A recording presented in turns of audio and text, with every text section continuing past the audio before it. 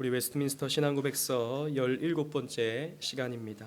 3장 7항 8항 예정의 목적에 대해서 여러분들과 함께 살피고자 합니다.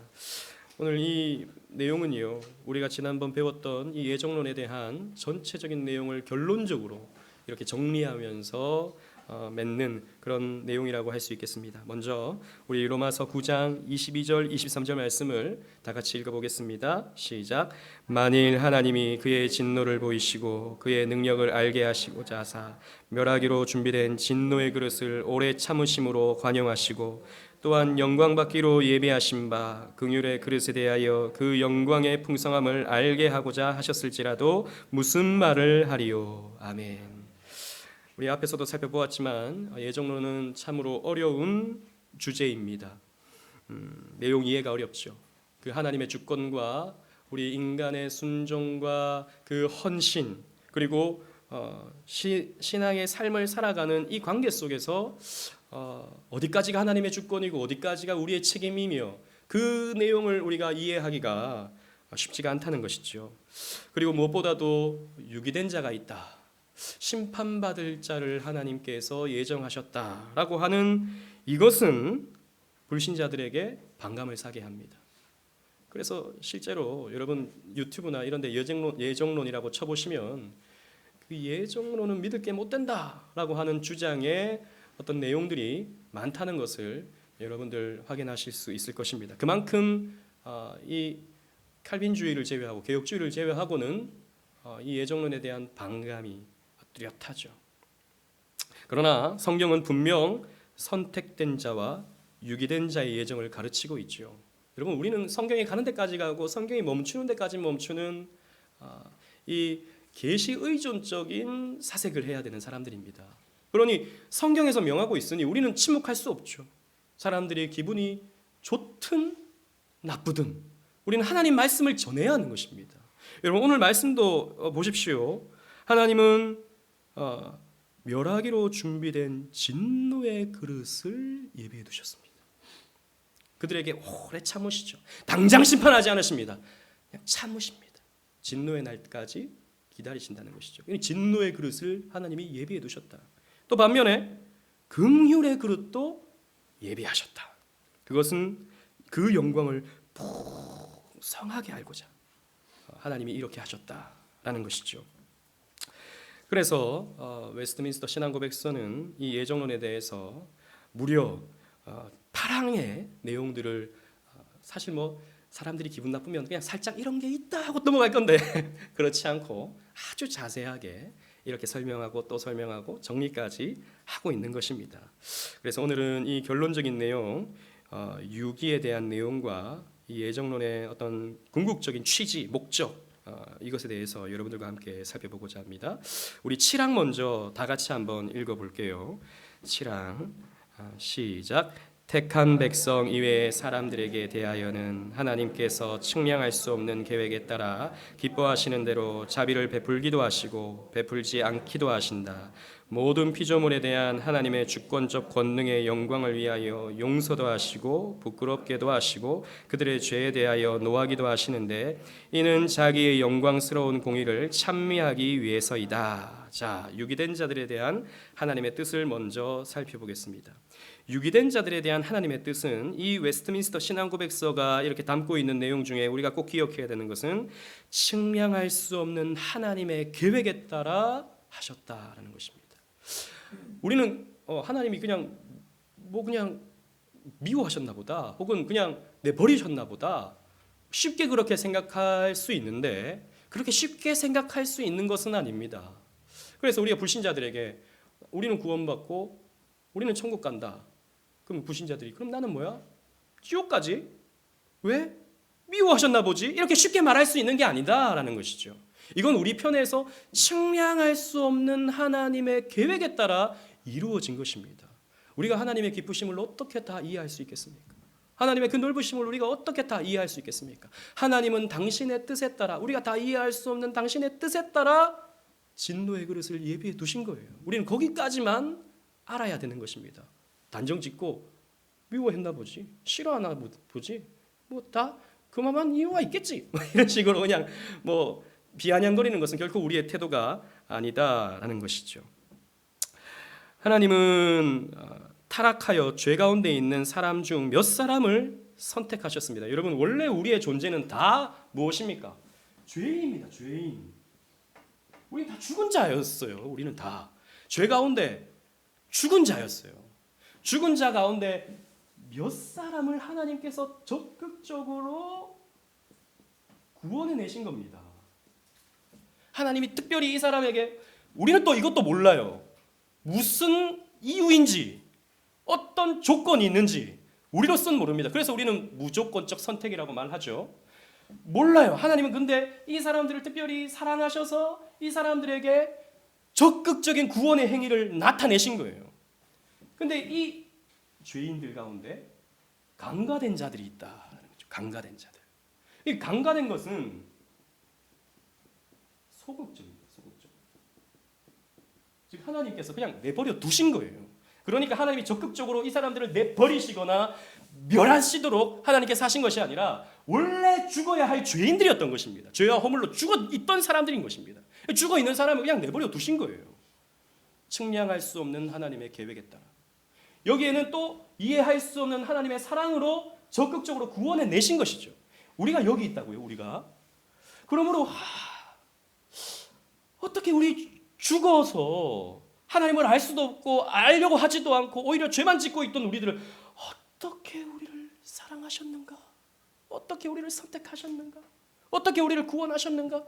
우리는 기뻐하고 감사할 뿐인 것이죠. 그래서 여러분, 이 선택과 유기는 그 위치적으로 동등하지 않습니다. 이것은 적극적인 하나님의 행위였고 이것은 그냥 내버려 두심이다라는 것이죠. 그래서 이 차이를 우리가 이해할 필요가 있습니다. 그리고 사실 우리 예수 천당 불신 지옥 이렇게 말하잖아요. 우리 세가족방 공부하셨던 분들 또 이것 우리 한번 살핀 적이 있었는데 불신자들이 또 이 말 굉장히 싫어하죠. 실제로 또 지하철 이런 데 가면은 막 빨갛게 이렇게 맞춰가지고 예수 천당 불신 지옥 해가지고 꼭 예수 천당 불신 지옥 이렇게 이런 거 좋아하시네. 목소리도 꼭 이렇게 좀 세련되게 예수 믿으세요. 예수 믿으면 천국 갑니다. 이러면 좋겠는데 좀 이렇게 좀 제가 들어도 좀 불편하게 이렇게 하시니까 조금 좀 그렇죠. 그러니까 불신자들이 딱 그걸 보면 반감부터 생기는 거예요. 예수 믿어서 천국 가는 거 좋다. 근데 안 믿었다고 지옥 보내는 하나님이 그 하나님 사랑의 하나님 맞냐? 그러니까 안 믿었다고 자신이 만든 피조물을 심판하시는 하나님이 하나님 맞냐? 이런 식으로 또 비아냥거리죠.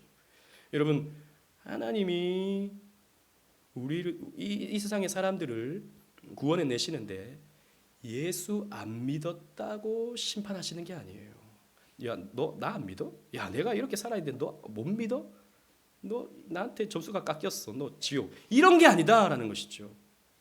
불신 지옥이라는 말은 사실 죄가 있기 때문에 죄 때문에 심판받는 겁니다. 그럼 우리는 어떻게 되는 겁니까? 우리도 원래 심판 받았어야 되죠.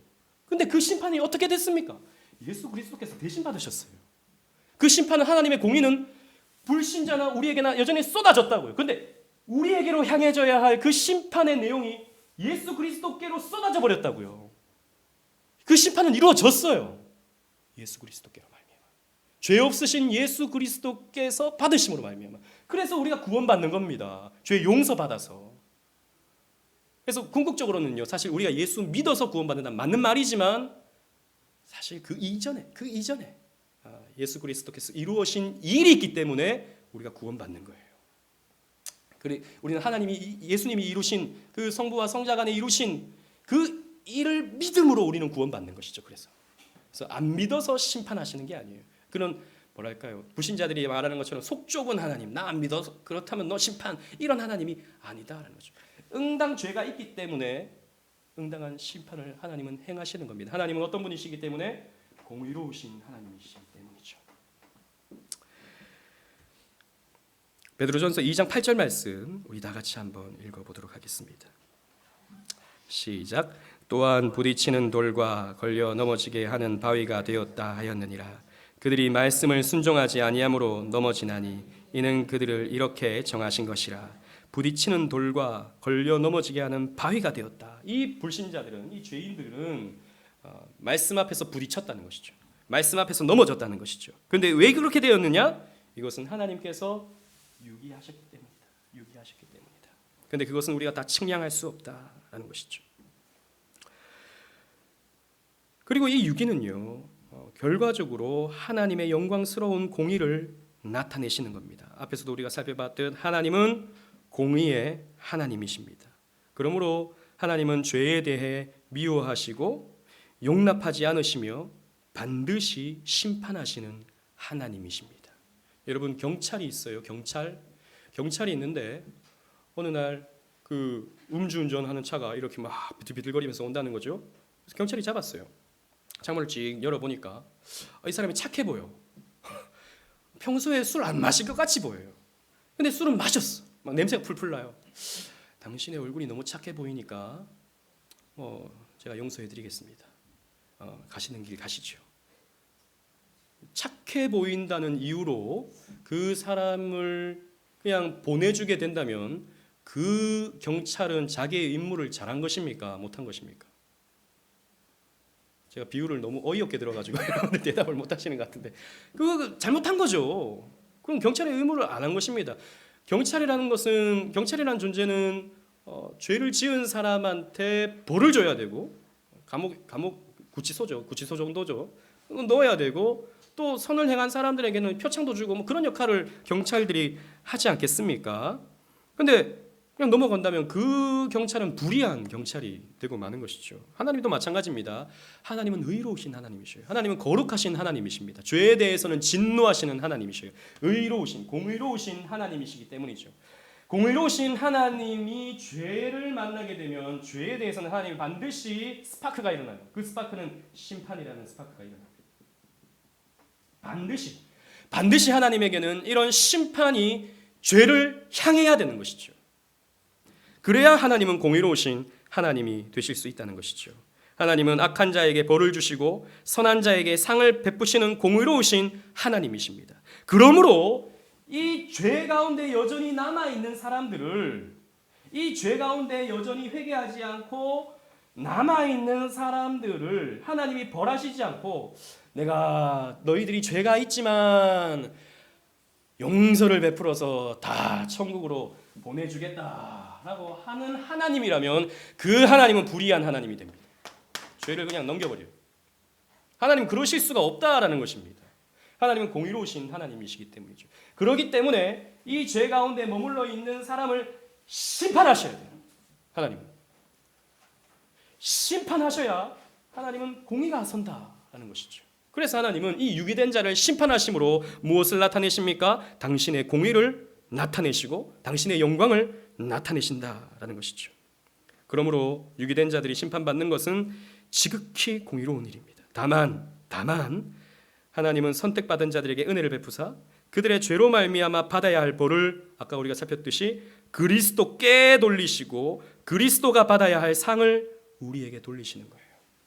그래서 여러분 우리 언약 신학 또 조금 이따가 계속 웨스트민스터 신앙고백을 통해서 살펴보겠지만 웨스트민스터 신앙고백서는 언약 신학입니다. 무슨 말이냐면 예수 그리스도의 그 행위 언약으로 말미암아 우리는 실패했죠. 선악과를 따먹음으로 인류는 행위 언약을 지켜내는데 실패했습니다. 그래서 우리에게 죄가 찾아왔죠. 그러나 하나님은 새롭게 은혜 언약을 세우시고 아담에게 주어졌던 그 행위 언약을 예수께 짊어지게 했던 것입니다. 그래서 예수님은 이 땅 가운데 오셔서 하나님의 뜻을 완벽하게 행하시죠. 그래서 여러분 마태복음이나 요한복음 보면 이는 성경을 응하게 하려 하사 가 계속 나온다고요. 예수님의 그 공생의 사역은 구약 성경을 응하게 하려는, 구약 성경을 성취하려는 그런 행동적인 그런 사역이었다라는 것이죠. 그래서 예수님은 무엇을 획득하셨습니까? 행위 언약을 지켜내심으로 말미암아 의를 획득하신 거예요. 그래서 십자가를 지심으로 십자가에서 그 예수님의 그 의를 우리에게 전가해 주시는 겁니다. 전가. 그래서 예수님의 그 의를 우리에게 전가시켜서 우리가 어떻게 됩니까? 의로워지는 거예요. 우리가 만들어낸 의가 하나도 없어요, 여러분. 우리에게서는 죄만 나올 뿐입니다. 아니 목사님, 저는 그래도 교회 봉사하고 그래서 헌금도 하고 좀 주일 빠지지도 않고 열심히 성수하고 했는데요. 근데 거기에는 우리의 욕심들이 또 다 들어가요. 좋은 의도와 좋은 방향을 갖고 나아가지만 그래서 열심히 했는데 사람들이 칭찬을 해주지 않으면 조금 서운해져요, 우리가. 그리고 하나님이 내가 이만큼 열심히 했는데 하나님이 그만큼 채워주지 않으면 또 낙심을 해요, 우리가. 우리의 행위에는 다 뭐가 묻어있냐 하면 때가 묻어있어요. 죄가 묻어있어요. 그래서 하나님은 우리 죄로 구원하시지 않으셔요.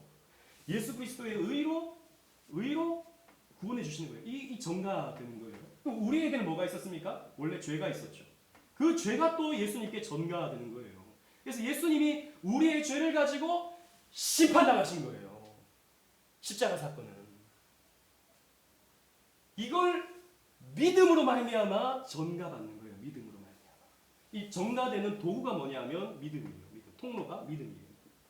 그래서 우리가 믿음을 가질 때 예수 그리스도의 의가 우리의 것이 되고 우리의 죄가 예수 그리스도께로 가게 되고 예수 그리스도께는 십자가에서 그 죄를 도말해 버리시는 거예요.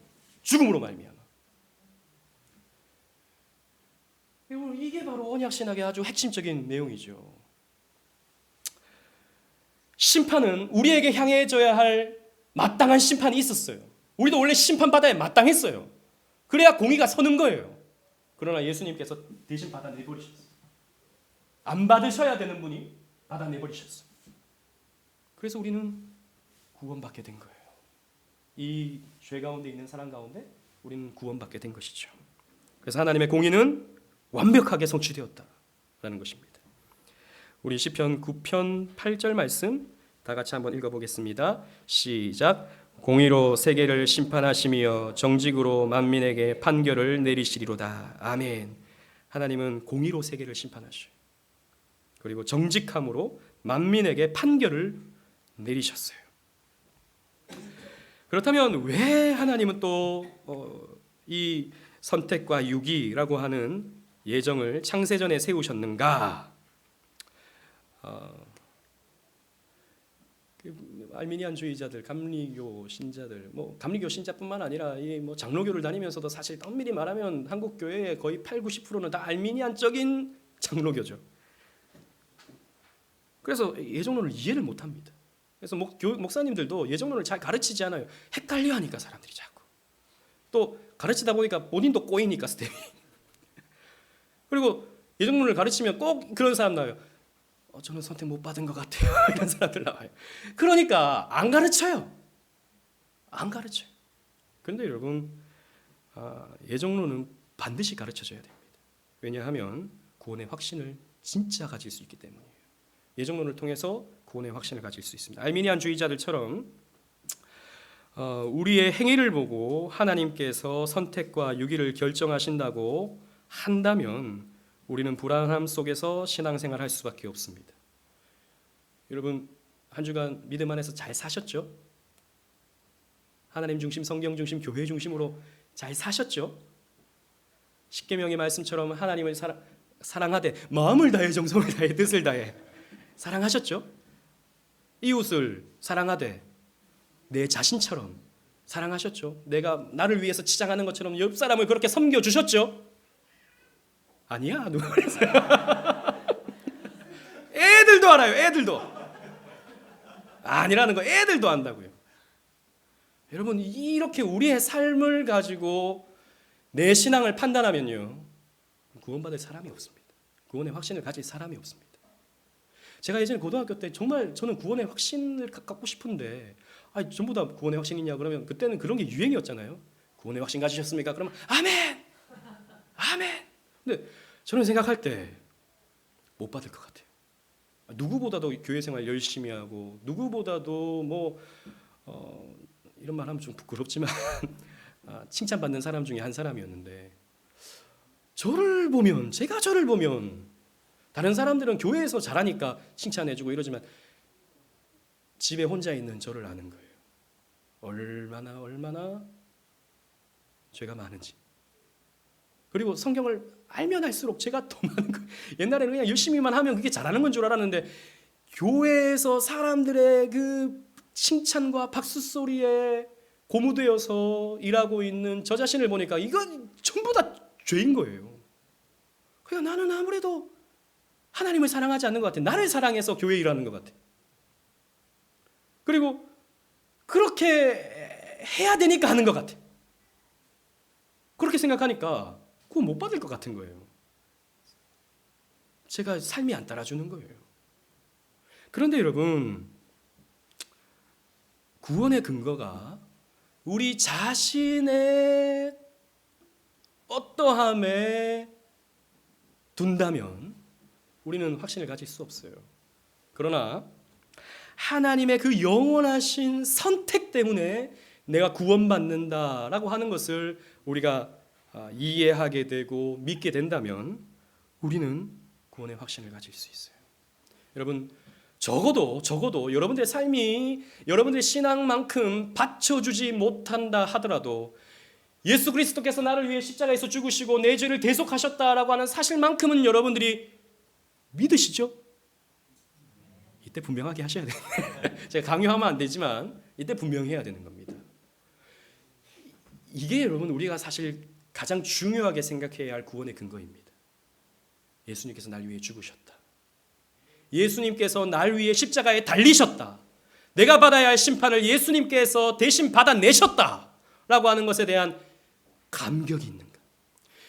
여기에 대한 내가 확실한 믿음이 있는가? 또 그로 말미암아 내가 자유함이 있는가? 이것이 우리에게 있을 때는 내가 구원받았다라고 하는 확신을 가질 수 있다는 것이죠. 여러분, 지난주에도 제가 잠깐 설명드렸지만 청교도들의 책들 가운데 우리가 조금 주의해서 이렇게 들어야 할 어떤 내용들이 있다면 이런 것들입니다. 당신이 회개해야만, 회개에 대한 반드시 열매가 있어야만 당신은 주께 나올 수 있습니다 라고 하는 아주 당연하고도 필요한 내용의 말씀이죠. 여러분, 제가 이 말씀을 왜 드리냐면 한 300년 전에 스코틀랜드에서 논쟁이 있었습니다. 스코틀랜드 교회가, 장로교회가 논쟁이 일어났는데 그 논쟁의 이름이 메로우 논쟁이라는 거예요. 이 메로우 논쟁에서 발단이 뭐였냐면 그 오치터라더라고 하는 노회가 있었어요. 스코틀랜드 교회에. 그 노회에 목사 임직을 해야 되는데 그 오치터라더라고 하는 그 노회에는 신조가 있었어요. 그 신조 가운데 내용이 어떤 것이 있었냐면 그리스도께 나오게 하기 위하여 회개의 열매를 요구하는 것은 복음의 내용과 다르다. 여러분, 정리가 되십니까? 그리스도께 나오기 위해서는 우리는 반드시 회개에 대한 열매를 가져야 한다라고 가르치는 것은 복음이 가르치는 것과 다르다 라고 하는 거였어요. 여러분, 잘 들어보세요.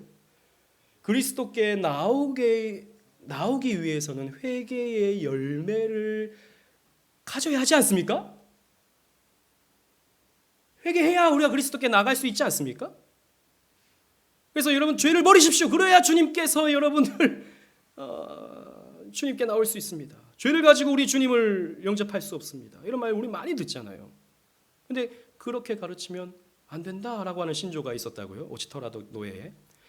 그래서 어느 이제 목사 장립을 받는 사람이 난 맞는 것 같은데, 이 말이 난 맞는 것 같은데, 죄를 내려놓아야 회개의 열매가 있어야 그리스도께 나가야 되는 것 같은데 라고 생각하고 그 신조에 동의를 안 했어요. 그래서 목사 장립을 못 받았어요. 그런데 이분이 가만히 있지 않고 총회에다 상소를 했어요. 이 오치터라더 신조를 강요해서 내가 목사 안수를 못 받았다, 한번 살펴봐달라 라고 해서 총회가 구성됐는데 그 오치터라더 신조를 그 총회에서는 맞는 말 같은데, 회개의 열매가 있어야 그리스도께 나올 수 있을 것 같은데 그 신조 수정하시오 라고 이렇게 총회에서 결정을 했다는 거예요. 근데 그 총회에 누가 있었냐면 토마스 보스톤이라는 사람이 있었습니다. 여러분, 인간의 사중상태라고 하는, 인간 본성의 사중상태라는 아주 유명한 책을 쓴 토마스 보스턴이라는 사람이 있었는데 그분이 고 오치타라더 신조 그 내용을 보면서 아닌데 이 내용이 맞는 것 같은데? 라는 생각을 했다는 거죠. 자 보십시오. 그리스도께 나아가기 위해서 우리에게 있어져야 할 아주 중요한 것은 회개의 열매가 있어야 된다. 뭐가 막 틀립니까? 맞지. 그죠? 근데 토마스 보스턴은 이렇게 가르치면 안 되는 것 같은데? 라고 했다고요. 왜 이런 말을 했냐면 토마스 보스턴은 회개는 우리가 만들어낼 수 있는 게 아니다 라고 봤기 때문이에요.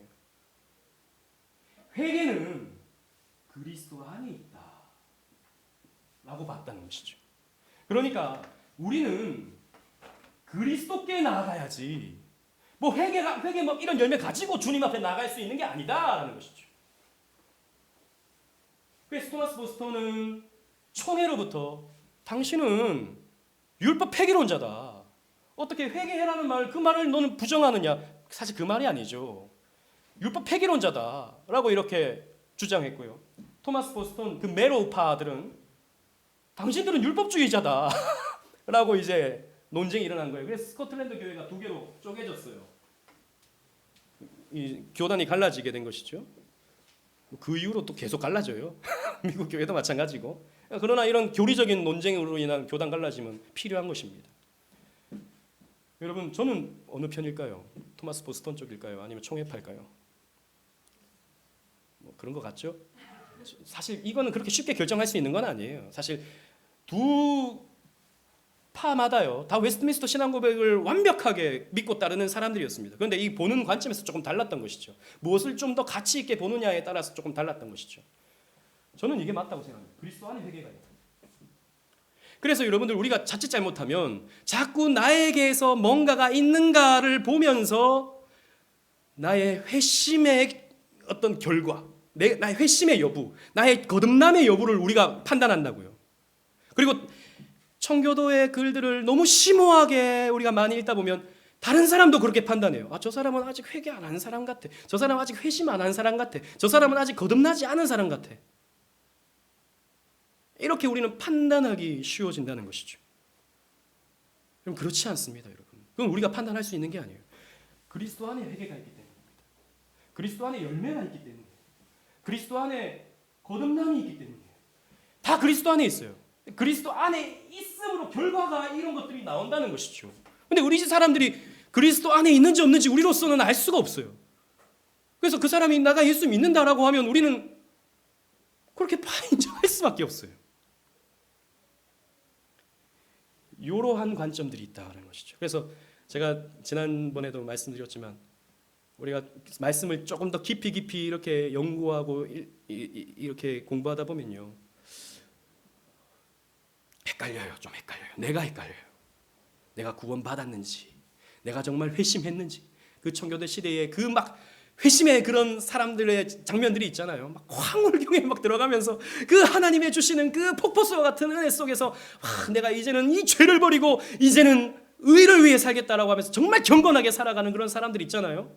그런 사람들을 비교해 보면 나는 쓰레기인 거예요. 쓰레기. 나는 회심 근처도 못 갔어. 거듭남의 근처도 못 갔어. 이렇게 돼버리는 거예요. 그래서 여러분 저 그 개혁주의 교회들마다 나는 회심하지 않았어라고 굳게 믿고 신앙생활하는 사람들이 너무 많아요. 나는 회심하지 못했어. 그러면서 아침 일찍 나와서 찬송 준비하고 봉사하고 원신하는 사람들 너무 많은 거예요. 여러분 그거는 오해예요. 오해. 사실.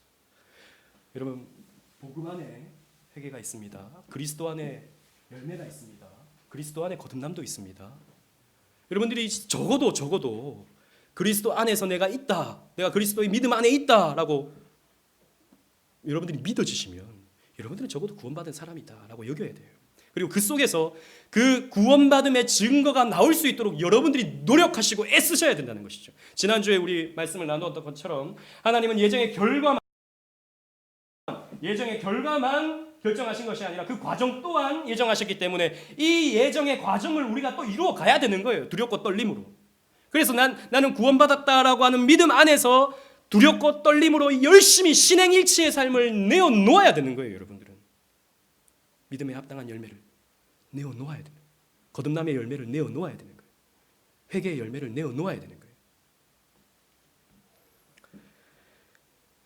그래서 여러분 또 우리가 너무 또 구원의 확신을 너무 크게 가져버리면, 지나친 확신주의로 가버리면 또 문제가 생깁니다.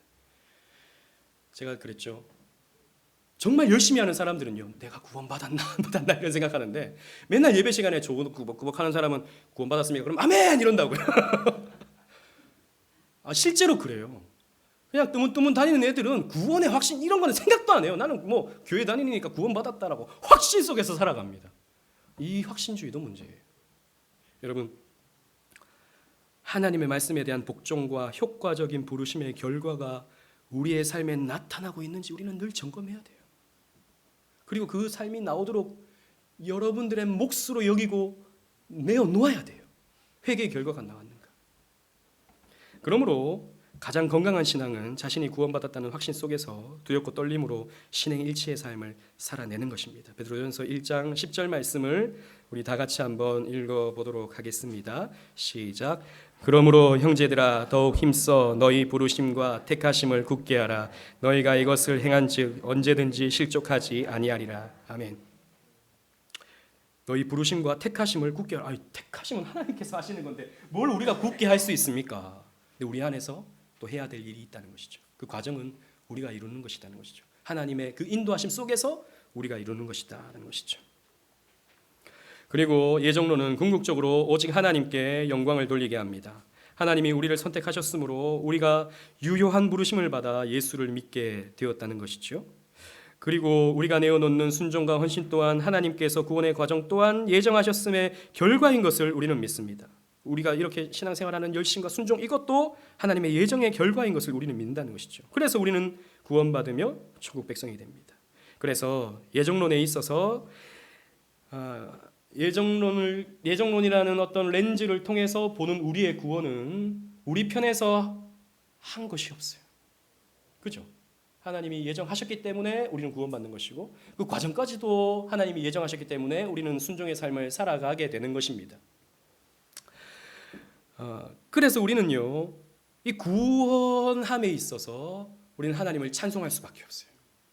적당히 우리를 도와주신 것이 아니라 우리의 구원을 시작과 진행과 끝을 다 하나님께 하셨다는 것을 믿고, 구원하심이 보좌에 앉으신 우리 하나님과 어린 양께 있도다라고 우리는 찬송할 수밖에 없다는 것이죠. 알미니안주의는, 그리고 반펠라기안주의는 우리의 열심과 하나님의 은혜가 결합되어서 구원된다. 그래서 하나님은 적당히 나를 도와주신 분, 나를 고무시켜 주신 분으로 여기지만 우리에게 있어서 그리스도는 전부예요.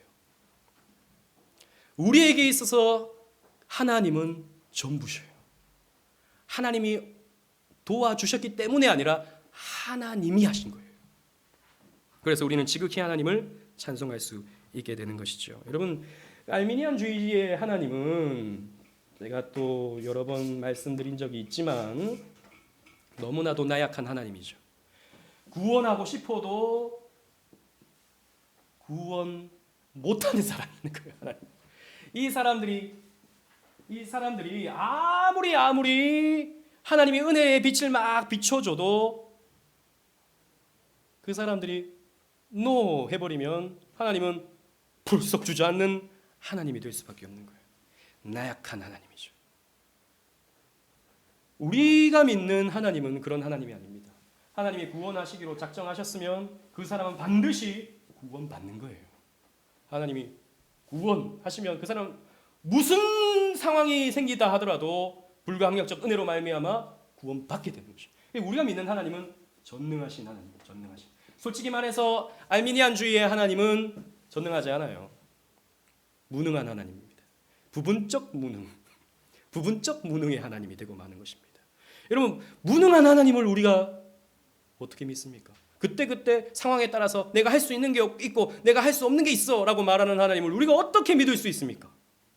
믿음이라고 하는 것은 전능함에 근거해서 우리가 믿는 것인데, 그러니까 알미니안주의는 이 예정 유기하셨다라고 하는 것을 피하기 위해서 하나님을 자꾸 착하게 만들려고 하다 보니까 결국 전능이 아니고 무능으로 하나님을 이끌고 마는 것이죠.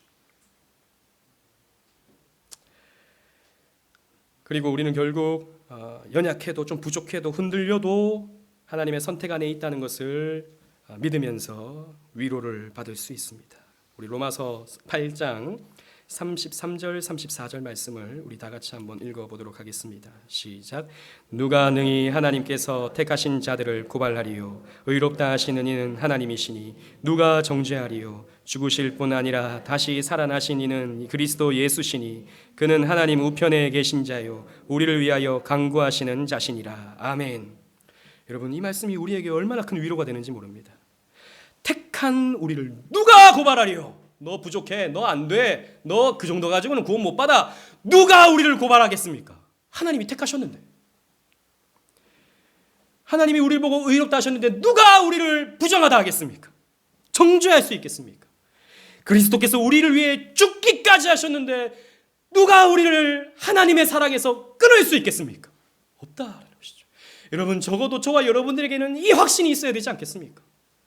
그래서 일주일 내내 말씀 떠나버리고 TV 보면서 내가 믿는 거 맞나 이런 생각이 들면 여러분, 물론 그것도 잘못된 겁니다. 그렇게 살면 너무 안 돼요. 믿음의 경주를 이루어 가야 되고 경건의 삶을 여러분 내어 놓아야 합니다. 그러나 설령 우리가 연약해서 그렇게 됐다 하더라도 여러분, 끈을 붙들어야 되는 거예요. 이 끈을 붙들어야 되는 거예요. 그리고 우리를 위하여 친히 간구하시는 하나님이 계시기 때문에 우리는 위로받을 수 있게 되는 것입니다.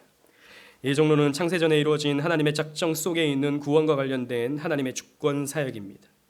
어느 불신자는 이것이 불공평한 독재다, 왜 누구는 선택하고 왜 누구는 유기했는가, 독재다 라고 말합니다. 하지만 G.I. 윌리엄스는 다음과 같이 말합니다. 그래, 하나님은 독재자이시다. 하지만 가장 공평하시다. 누구나 하나님의 진노와 저주를 받아 마땅한데 어떤 사람의 경우 그들이 구원받을 자격이 없지만 받을 수 있다고 하나님이 독단적으로 결정하신다. 그때 그는 독재자라고 불리울지 모르나 결코 부당하시거나 불공평하시지는 않으신 것이다. 하나님은 심판할 자들을 심판하신 거예요. 원래 심판받아야 될 자들에게 긍휼을 베풀어 주셔서 구원해 주신 거예요. 이걸 불공평하다 할 수 있습니까? 불신의 입장에서 보면 불공평해요. 하지만 믿음의 관점에서 본다면 불공평하지 않습니다. 공평합니다. 지극히 공평합니다. 그래서 하나님을 우리는 독재자다라고 불리울지 모르지만 가장 선하시고 가장 완벽하시며 가장 의를 행하시는 독재자이시다라고 우리는 말할 수 있는 것이죠. 우리에게 구원을 베푸신 하나님은 예정론을 통해 우리에게 사랑을 표현하십니다. 그리고 독단적인 사랑으로 우리를 끝까지 사랑한다라고 말씀하십니다. 우리가 연약해져도 포기하지 아니하시고 우리를 끝까지 사랑하십니다. 우리는 그 사랑 안에서 참된 평안과 위로를 누리게 되는 것이지요. 그래서 우리를 유기하지 않으시고 선택하신 것이 예정론이 주는 복음입니다. 그래서 우리는 위대하신 하나님을 믿고 하나님께 온전히 영광 올려드릴 수 있게 되는 것이죠.